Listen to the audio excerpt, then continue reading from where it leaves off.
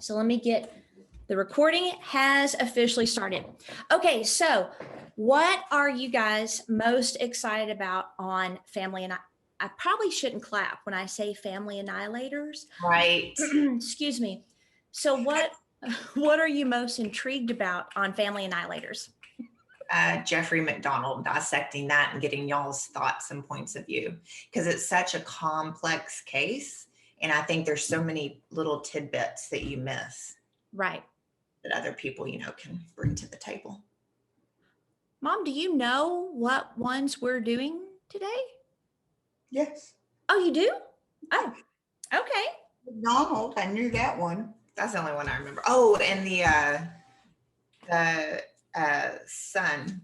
Aren't we doing the Sun? The haunted house, supposedly? Yes, Amityville Horror. Mm-hmm.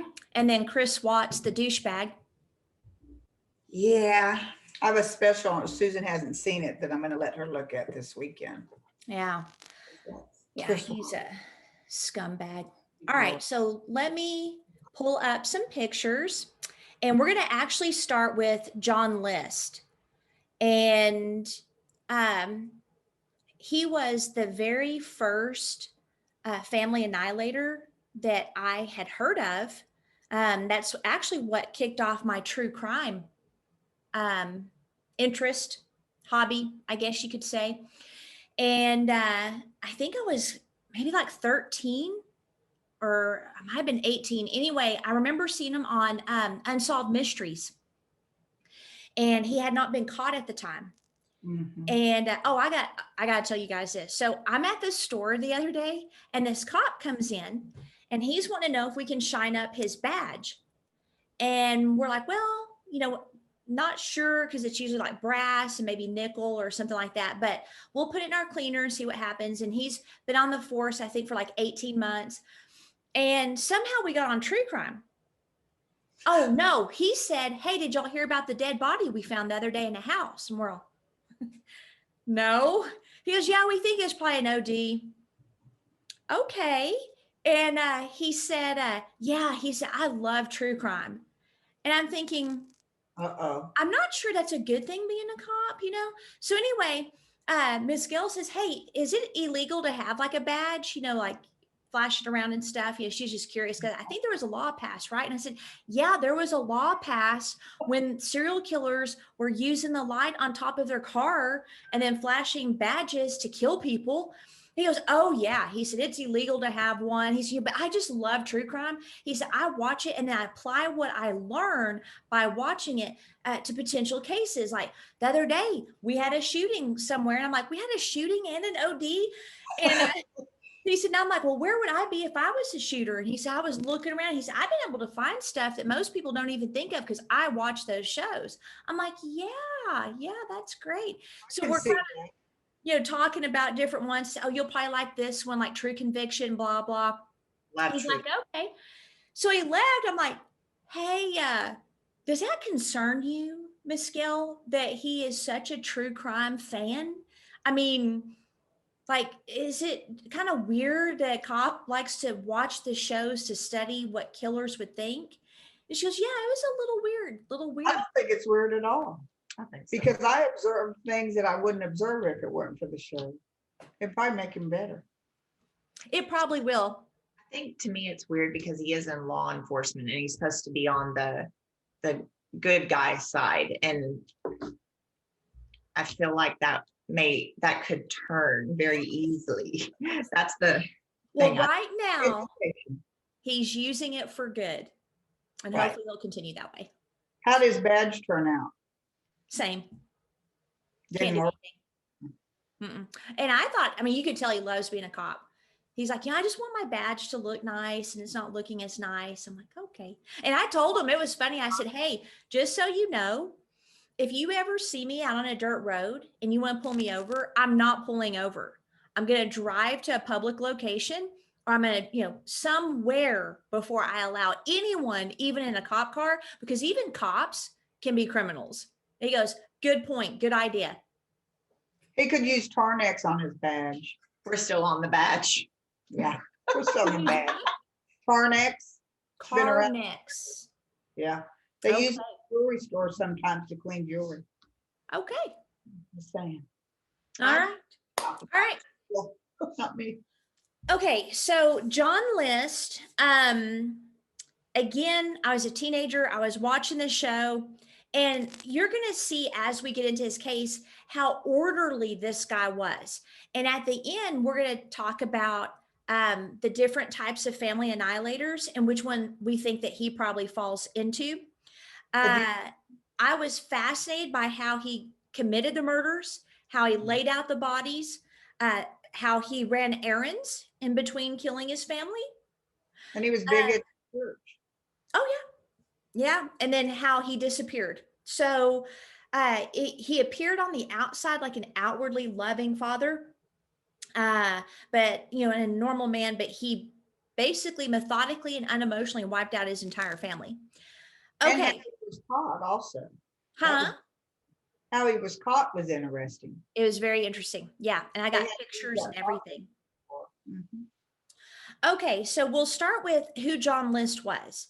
And he was raised in a very strict upbringing in Bay City, Michigan. I'm not sure where that was, but his dad was 66 and his mother was 38. Ooh, Oh. that's Mm. Yep. Yeah. So that was when he was born. And also his father and mother happened to be first cousins. Oh. Yes. So his mother was domineering and overprotective. She wouldn't let him play with other kids because she's afraid he'd get hurt or get dirty. So he had no friends. He spent most of his time alone, and he was also ridiculed at school. And I'm sure it's probably because he didn't have a lot of social skills, just because he wasn't allowed to play with anybody. And then he joined the army in 1943, and he was actually in the infantry in World War II. I thought that was interesting. He was precise, exact, and very smart. And then once he got out of the war, he attended the University of Michigan, and he earned a bachelor's in business administration and a master's in accounting. So this is not an idiot. He's a very smart, methodical, precise person. But I mean, I bet you can imagine how he probably would have been awkward a little bit with people. So then he married a lady named Helen in 1951, and she had a daughter from her first marriage named Brenda. And at the time of the murders, Brenda had already moved out and was married, not murdered, was married. And so Helen was a widow. And as we go through his history, you'll see that that was very important to him because he, like you said, he was very religious. He was very involved with his church. There's no way he would have married a divorced woman. right. So she was a widow. And then after they got married, they had 3 kids of their own. Patricia, she was the oldest, then John, which was his namesake, and then Frederick. Okay. In 1965, so this is 14 years later, they moved to affluent Westfield, New Jersey. And he was a vice president and comptroller of a bank. I don't even know what a comptroller is. Do y'all know what a comptroller is? Something to do with accounting. Okay. I've heard of it, but I don't know. We had one at the office, or we do. Okay. So they lived in an 18-room mansion. Right. What? Mm-hmm. And so this I didn't know mansion, that. I mean, I don't know how he did it as VP. I mean, I know some, owners of banks, presidents, stuff. They don't live in 18-room mansions. So even today, that just kind of seems weird with what he did for a living. But Wasn't it had he a embezzling money? do what? Wasn't he embezzling money? Not that I could find out. Oh, okay. It had a speaker system that played music throughout the house. Kind of a big deal back then. I It was had just a out here. oh, you want a speaker system? Yes. It had a ballroom and a Tiffany skylight that was worth $100K back then. And that Tiffany skylight will be very important. Also had marble fireplaces. And then his mother lived with them at the time. And so they were strict Lutherans, I guess. He was a Sunday school teacher at his church. I mean, you can just kind of picture this family was the epitome of the American dream, et cetera, et cetera. So let me show you a couple pictures. So this is John and his family. So as you can tell that at the time this picture was taken, Brenda was already moved out. So Patricia's right here, then John, his namesake, and then oh, I forgot the last Frederick, little Frederick right there. And then their house is right here. So yeah, an 18-room mansion in New Jersey. Unless he got it at repo. No, For inheritance, his mother's money, maybe. nope, didn't show that. Now I do wonder if it was the mom's money. I wondered if that was definitely something that was going on. Maybe she had some money. I do know he made a good living. Just it was a mystery how he could afford a house like that. Back then it was cheaper too. Yeah, but when you put apples to apples for that economy, I don't know. It was still kind of weird. But anyway, that's where they lived. But there were some things that were going on behind the scenes, as usual, with any family annihilator case, where there's stuff going on that a normal person wouldn't murder their family for. They would find a way out of whatever problems they're in. But these guys think totally different. And it's a very interesting psychology. So the first problem in the family, all-American family, is Helen did not tell John that she had contracted syphilis from her previous husband. Oh, that could be a biggie. Yeah. Right? A deal breaker, man. Maybe. Yes. Well, and so I wonder, like, did he go out on her and that's how she got it? But she told him it was from her first husband. So I'm thinking that, you know, he had to have gotten it either before they got married or during, unless she was lying on how she got it. Right. Right. Now, she did not receive treatment. So she was going blind from it. She had deteriorated significantly at the time of the murders. She was drinking 4 to 5 glasses of scotch a day. She was dependent on tranquilizers, and she stayed in bed most of the time. So the syphilis was definitely, you know, and they say that's what killed, well, yeah, I think Al Capone. Mm-hmm. Went into his brain. Yeah, and I think it like causes, you know, like obviously brain deterioration, but also like their personality changes. Oh, yeah. And they can get more violent, not think clearly.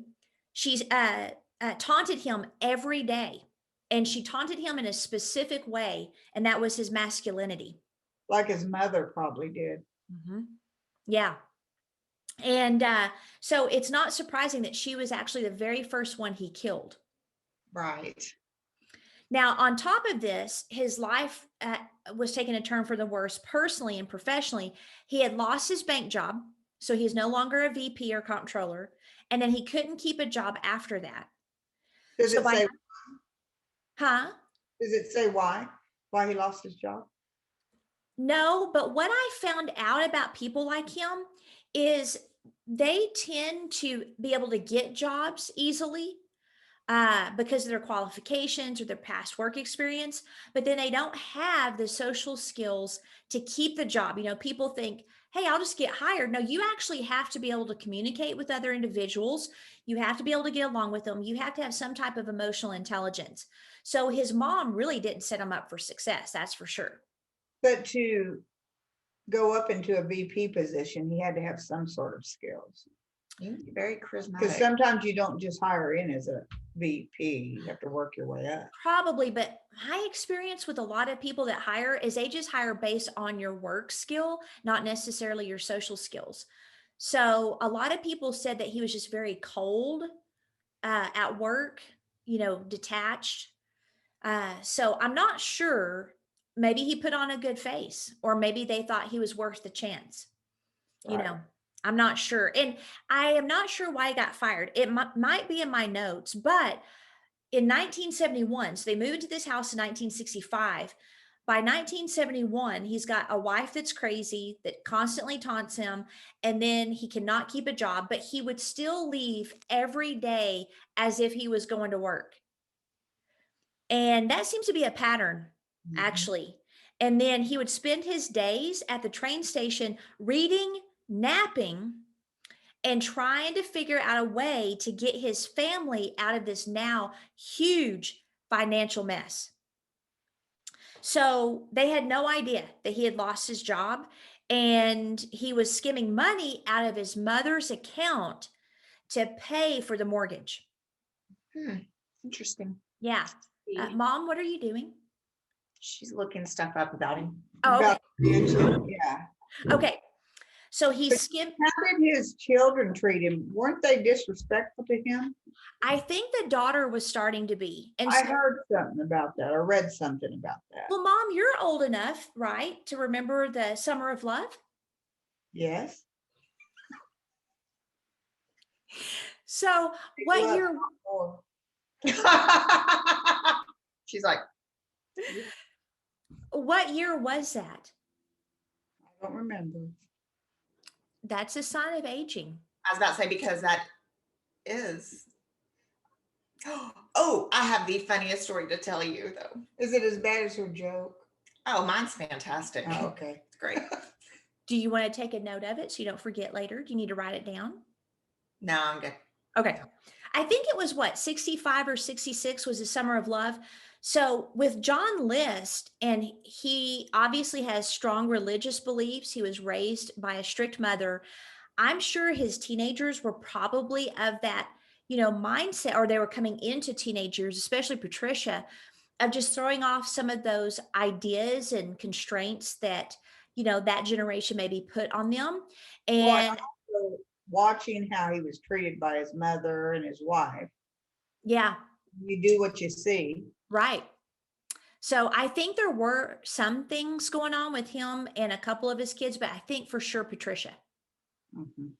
But we don't know how the mom treated him. I mean, she isolated him, but I envision like someone that's overly loving and whatnot. And then you have the polar opposite with his wife. That's what I envision. Possibly. We definitely, she was a helicopter mom. Um, she might have been one of the types of moms that he could have done no wrong. I don't know. That's what's interesting, is there's not a lot of information on him and his mother and how their relationship was at the time. But he did say why he killed her, which we'll get to. And he was going to kill Brenda as well, but they had already moved out, but he decided against that. Yeah. So they were close to foreclosure. And then he also had $15,000 in debt. And that's the equivalent of $96,000 today. Oh, I was like, that's not bad. That's Yeah. not. So it was quite a bit back then. So again, I think that, his inability to keep a job was probably his lack of emotional intelligence. He probably didn't have any charisma. His mom didn't really set him up, to process failure well, to process probably conflict and how to get out of problems very well. And I'm not saying that what he did was her fault. You could just kind of see a setup, but also something's wrong with him, and if you keep a child bound in fear, the brain, the way it works is, if they're in this high anxiety state and they've never learned how to process fear, they're not going to see any opportunity. They're not going to be able to troubleshoot. They're not going to be able to look for ways out. That fear will actually heighten their ability to only see threat. So the solutions are coming up with, it's not going to be that great. Well, when you take into all the things that made this perfect storm for him, it makes sense that the only conclusion he came to was to just erase his past. Yeah. Now, he would later say that he felt he was letting his family down. And I'm thinking probably murder is letting them down even more. But he said, I grew up with the idea that you should provide for your family. And to do that, you had to be a success in the job that you had, or you're a failure. And that was not a good thing to be. And of course, they had welfare. He could have gotten on that. But he said that would have been excruciatingly embarrassing. And it would have also violated, oh my gosh, I got a hair. It also would have violated his principles of self-sufficiency they learned from his father. So murder wouldn't be embarrassing, I guess. That's what I have. I'm like, Egotistical pride, thinking he can do away with it. It's an excuse, yeah, to get away with a murder. Yeah, and it's, but you did for a long time. and like it obviously doesn't make sense to us, but it just was the only thing that made sense to him was to kill off his entire family. So he explained in a 4-hour interview after they caught him in 2002 how he worried that financial hardship would split his family and turn them away from their faith. But murder wouldn't. So it forced him to make a tough decision. He said, I finally decided the only way to save them from that was to kill them. You know, after the murder also, he was very religious Mhm. after the murder. For even to, he's not dead, but to his death, Yeah, still religious, super religious. So he committed murder. I don't understand that. I don't either. It doesn't make any sense. Okay, so on the day of the murders, it was November 9th, 1971. It seemed like a normal day. John sent his kids off to school like normal. He then took 2 handguns, a 9mm pistol that he bought as a souvenir of World War II, and then a 22 to the car to load them. What his family didn't know is that he had been going to the shooting range to practice before killing them. He walked into the kitchen and he shot his wife from behind in the back of the head as she drank her coffee. He then went upstairs where his 85-year-old mother was eating breakfast. He kissed her and then shot her in the head. He returned downstairs and he dragged his wife's body into the ballroom. And then he cleaned up all the blood so his children wouldn't realize what was going on when they came home from school. And Okay. he kissed his mother and he claimed it was like Judas. Right. So he then went to the post office to stop the family's mail. Okay. That's very important when you kill your family, to stop the mail. He then went to the bank to cash out his mother's savings bonds, and he made sure that he had the correct interest down to the penny. Okay, you got to get that interest, right? He then returned home to make several phone calls explaining that his wife and children had gone to North Carolina to visit his wife's sick mother, and he was going to follow them in the car. So now he's setting up his alibi. Now he's setting up the after effects, so it takes as long as possible for them to discover. So he has time to get away. Right. Okay, so then all that killing and running of errands made him hungry. So he took a lunch break. You got to have your energy when you're shooting your children. I'd be hungry. I'd be hungry. Right. So he fixed himself a sandwich and he sat down at the table where he had shot his wife and he ate his lunch. He later chuckled about it. Then he shot his oldest daughter, Patty, age 16, first because she was the first to come home. He then shot his youngest, Frederick, age 13, when he came home from school. And then he went to John's high school soccer game and watched it because John was his favorite. He gave him a ride home and then he shot him in the chest. Jeez. Now, he shot all of them from behind except for John. And so none of them realized until last minute what was about to happen to them. But it was interesting that he did that with John. Like he shot him face to face in the chest. Unfortunately, John didn't die immediately and quietly. John was his favorite though, right? Right. Which is Because weird. if he's facing you can comfort him, tell him how much you love him, and then I would think Maybe. it's more of a mercy killing. To me, the back of the head would be the least painful and terrifying. Yeah, so he basically, he's there moaning and he's in pain. So he emptied both the 9mm and the 22 into John's jerking body. He later said, I don't know whether it was because he was still jerking that I wanted to make sure he didn't suffer, or that it was sort of a way of relieving tension after having completed my assignment for the day. Wow. Yep. So once his assignment was accomplished, he lined the 4 bodies up in the ballroom. He covered their faces. And that was a tell-all to the police that it was someone close to the victims. Then he left his mother's upstairs because she was too heavy to drag downstairs. Because from what I've heard, I wouldn't know by experience that carrying a dead body is really difficult. It's not as easy as people think it would be. Mhm. Oh, and then he put hymns to play in the speaker system in the background on the internal intercom. Oh, hymns. Okay. Yes. And then he cleaned up meticulously. He also sat down and wrote a 5-page letter to his pastor explaining his financial problems and why he killed his entire family, which we'll get into a little bit more later.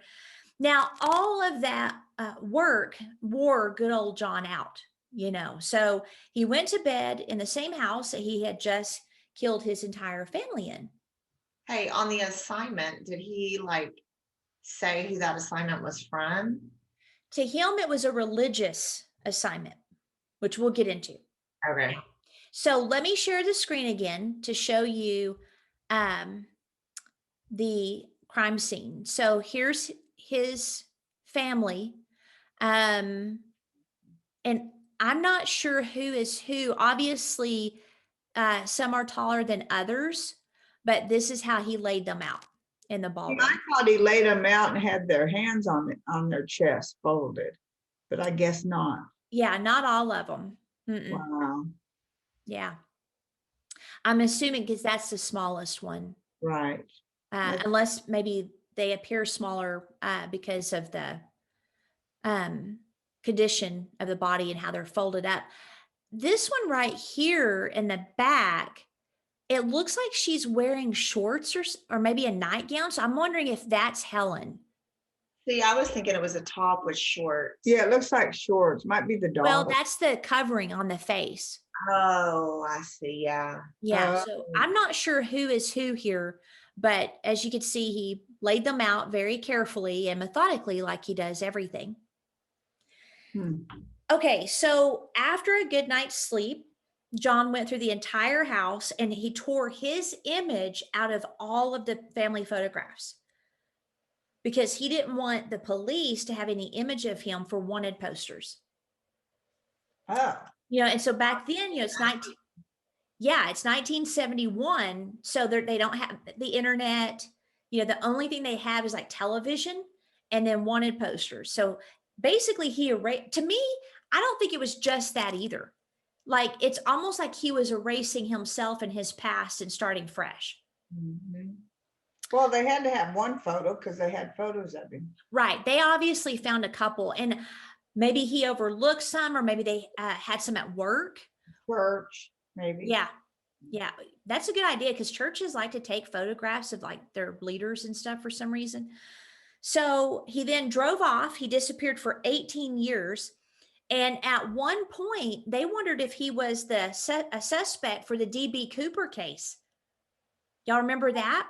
I don't know that case. That's a guy that they've still not caught to this day, that he robbed either a bank or something. And then he got on an airplane and then he jumped out of the airplane and disappeared. And they never I know who it is. the money. Oh, Yeah. yeah. And they thought maybe he died. Yeah. Yeah, I know who it. I remember. They And thought, he looks very similar. Yeah, he looks really similar. Wasn't the guy younger? They proved later. Yeah, they eliminated John List for it, but at first they were wondering. I think he's a coward though, and he didn't have as many. He wouldn't have had the guts to do that and jump out of an airplane. I don't think so. So, what do y'all think so far? I mean, what are some things that are like standing out to you guys? right off the bat, a terrible human being, like just cold, zero heart, zero emotion, attachment. You can't do that meticulously and have lunch, sleep in the same house, go to soccer games. Right. with any sort of attachment or emotion or love to another individual. And it was almost like all of that was a task to be completed. Like, murder wife first, go to the post office, I mean, tell the family that they're gone to North Carolina, kill the next two kids, or have lunch, kill the next two kids, go to the son's soccer game. Like, to me, it's like checking off tasks. In his mind, and then kissed his mother like, what did they say, You said Judas? Judas, yeah. I mean, it was bizarre. Yeah. So about a month passed before anyone discovered the bodies. So he had a month to get away. Because How they does thought he that was happen? gone. Oh, They thought that's they were right, 'cause gone. he called. Uh-huh. Yeah. And so what happened is one of the neighbors, she began to suspect that something was wrong because the lights were constantly on. And then what was interesting is they started burning out one by one. And they hadn't seen the family for weeks. And so I guess he didn't tell them they'd be out of town, which would make sense because he probably didn't have any relationship with his neighbors. So someone called authorities and they entered the house on December 7th, and they were greeted with the hymns playing through the intercom. So just imagine the scene if you can. So I showed you the ballroom, right? So this is like this big rambling mansion, 18 rooms, lights have started to burn out. They come into this house and there's music playing in the background. They called it organ music. And to me, it'd just be eerie. They then saw the note that List wrote to his pastors, and then they discovered the body in the ballroom. And I had put on my Instagram some of the letter, and or our Instagram. So let me get that up and read you just parts of it. I mean, it shows his mind. It's just fascinating what he was thinking. Okay. And y'all might have already read it, but dear Pastor Raywinkle, I'm sorry to add this additional burden to your work. I know that what has been done is wrong from all that I've been taught, and that any reasons I might give will not make it right. But you are the one person I know that, while not condoning this, will at least possibly understand why I felt I had to do this. Number one, I wasn't earning anywhere near enough to support us. Everything I tried seemed to fall to pieces. True, we could have gone bankrupt and maybe gone on welfare. Two, but that brings me to my next point. Knowing the type of location that one would have to live in, plus the environment for the children, plus the effect on them knowing they were on welfare, was just more than I thought they could and should endure. I know they were willing to cut back, but this involved a lot more than that. Number three, with Pat being so determined to get into acting, I was also fearful as to what that might do to her continuing to be a Christian. I'm sure it wouldn't have helped. Four, also with Helen not going to church, I knew that this would harm the children eventually in their attendance. I had continued to hope that she'd begin to come to church soon, but when I mentioned to her that Mr. Jutes wanted to pay her an elder's call, she just blew up and said she wanted her name taken off the church rolls. Again, this could have only had an adverse result for the children's continued attendance. That's amazing. So he said also that he would have killed himself, but it was a sin and he didn't think he'd go to heaven. But then he committed murder. So this is a prime example of a religious person, like Yeah. Not a relationship, not love, just religion. And obviously to the extreme, there's a lot of religious people out there that they think in similar ways, but they're not going to kill their family, Right. So you can see like pride, Very much. and it's like he's deflecting. Well, it's for the children's sake. Yeah. So from what we know now, he felt like he was sending them to heaven. So Patricia wanted to be an actress. That was like the devil's work.